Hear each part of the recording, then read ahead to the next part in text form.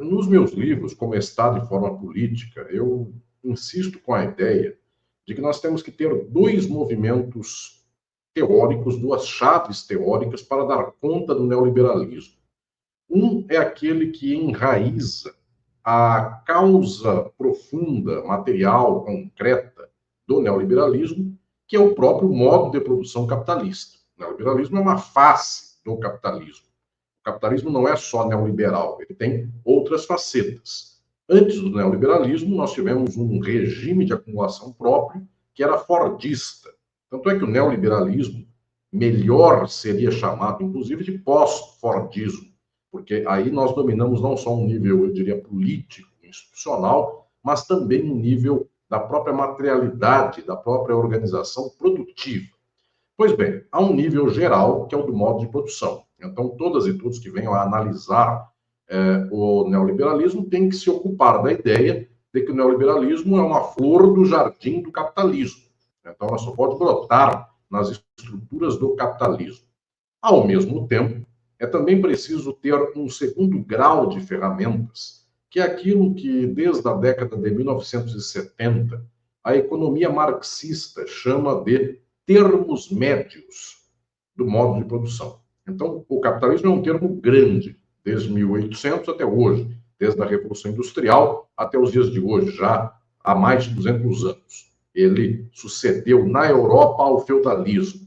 Pois bem, e quais são os termos médios? Para não falar de termos pequenos, porque a direita, os liberais, os neoliberais, se ocupam somente de termos pequenos, taxa de inflação, previsão de crescimento para o ano que vem, que são termos pequenos.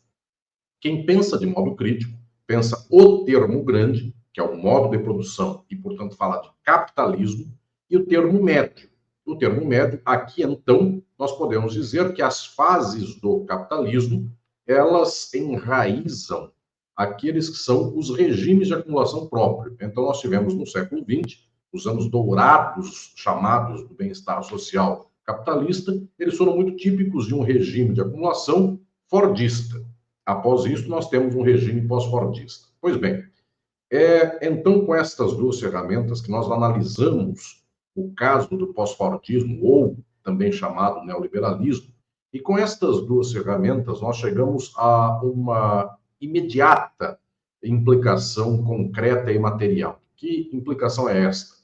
O neoliberalismo não pode ser pensado apenas nos termos das estruturas políticas institucionais ou das derivas de governo que eventualmente tenham se dado desde a década de 1970 até hoje no mundo, de governantes que deliberaram por fazer políticas neoliberais. Se nós tomamos o neoliberalismo como um fenômeno apenas de uma opção política, nós desconhecemos a causa material do neoliberalismo, que é a própria estrutura da acumulação, da valorização do valor do capitalismo e também das específicas crises do capitalismo nos tempos da última metade de século, então de 1970, 80 até hoje. O que estou dizendo aqui é que não é possível xingar o neoliberalismo, combater o neoliberalismo, sem xingar a sua causa, o capitalismo. Porque o capitalismo gera, em algum momento da sua estrutura, o neoliberalismo. Tanto assim que o próprio nome neoliberalismo, que se quer dar a este fenômeno dos últimos 50 anos, ele acrescenta aqui um prefixo a uma palavra que já existiu, e, portanto, o neo, que vem aqui ao liberalismo, ele é uma espécie de retomada de um padrão necessário do capitalismo, que é o padrão liberal, que já havia se dado, inclusive, no século XIX, sob outras características e sob circunstâncias próprias, quando se diz do capitalismo mercantilista ou mercantil do século XIX. Então, aquele era o tempo do reino do liberalismo estrito. E, portanto, não havia também direitos sociais, não havia uma intervenção do Estado a tal ponto que ele pudesse planejar o bem-estar da população. Não se pode dizer, portanto, que haja um capitalismo natural de bem-estar social, de produção, e o neoliberalismo seja uma exceção, seja uma espécie de margem indesejada que se possa corrigir. No final das contas, a lógica do capital é acumular.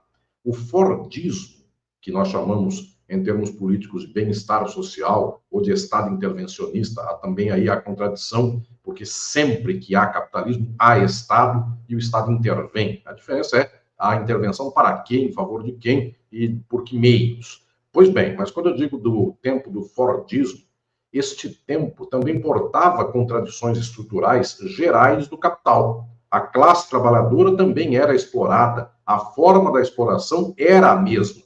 Então não se pode opor simplesmente Fordismo após Fordismo, dizendo que houve um tempo bom e que voltemos a ele. A estrutura fundamental é que a luta contra o neoliberalismo é uma luta contra o capitalismo. Se nós não tomamos isso como horizonte, nós enxugamos gelo, porque no final das contas nós tentamos aqui voltar a um tempo histórico que o capitalismo não quer, porque efetivamente a própria conexão da acumulação capitalista em nível mundial não permite, nem tem margem de manobra, nem deixa instituições suficientes a ponto de poder fazer com que cada circunstância de luta possa gerar aqui uma espécie de espasmo ou de bolha para fazer com que alguns direitos sociais sejam respeitados em face da dignidade humana, em face da moral, em face do idealismo de dizer que o ser humano tem que estar protegido. O capital é voraz, o capital a tudo devora, e na sociedade capitalista tudo é, nas palavras de Marx, em um capital, uma imensa coleção de mercadorias. Então, para romper com o neoliberalismo, é preciso romper com a lógica de que o mundo é mercadoria.